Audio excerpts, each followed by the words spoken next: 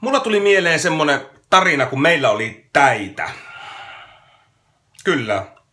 Se oli yksi kaunis aamu, oli ihan mieletön kiire ja härdelli duunissa. Oli toimitettavaa ja oli vietävää ja oli palaveria ja jos jonkinlaista. Ja siinä aamu pistettiin käyntiin ja 3 lasta ylös sängyistä ja hörsselis aamupalaa jokaiselle ja kauluspaitaa ja kravaattia kiinni ja lämpäreet oli kainaloissa jo ennen kuin oltiin päästy edes eteiseen saakka. Hirvittävä semmonen aamuralli käynnissä ja verenpaine varmaan 3000 ja kaulasuonet.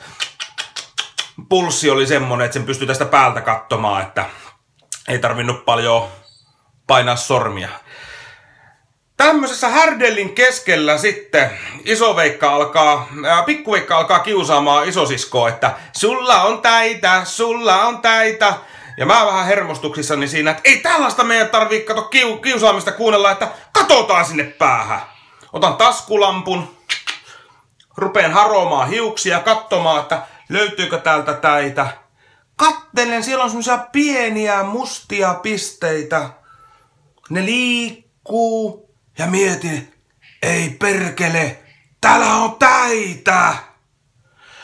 Pou! Koko päivä aikataulut meni viemäristä saman tien. Yhtäkkiä aika pysähtyi mun ympärillä. Seinät kaikki lakos. Täitä. Ja meillä ei ollut ajatellut mitään sen iljettävämpää aikaisemmin. Saman tien soitto konttorille. Meillä on täitä, perukaa kaikki mun tapaamiset. Konttoriväki sanoi, joo, älä missään nimessä tuu tänne. Sen jälkeen soitto kouluihin, että hei, meillä on täitä. Lapset ei tuu kouluihin, soitto päiväkotiin, lapsi ei tuu päiväkotiin, meillä on täitä. Ja mitä tapahtui? Yhtäkkiä keskellä kiireellistä kevätpäivää, keskellä sesonkia, hirveässä stressissä ja ahdistuksessa, pam! Meillä oli vapaa päivä.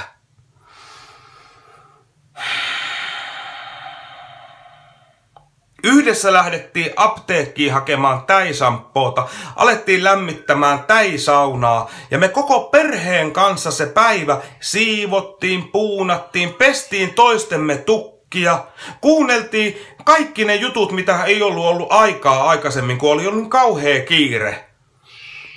Yhteinen keidas keskellä hektistä kautta. Voin sanoa, että se päivä kun meillä oli täitä, oli ehkä viime vuoden paras päivä. Ja siinä kun me sitten lasten kanssa otettiin yksi semmonen täi valkoiselle lautaselle ja kateltiin sitä suurennuslasilla. Siinä kun me katsottiin sitä täin pieniä silmiä, kun se katsoi sitä suurennuslasia päin kauhuissaan, niin me todettiin, että ei tällä veijarilla kyllä mikään pahat on mielessä. Se on äiti, joka koittaa ruokkia omia lapsia. Hänellä on ihan omat puuhat. Hän ei kiusalla eikä pahalla ole tehnyt näitä täin touhuja. Ja siitä täihommasta seurasi vielä se, että 2 viikon ajan saa sillä täikammalla saivareita kammata hiuksista, kun ne ei kuole täisampooseen.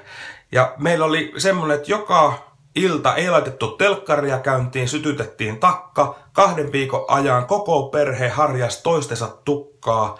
Takka tulee loimossa. No elämäni parhaita hetkiä. Mä toivon, että meille tulisi täitä taas pian.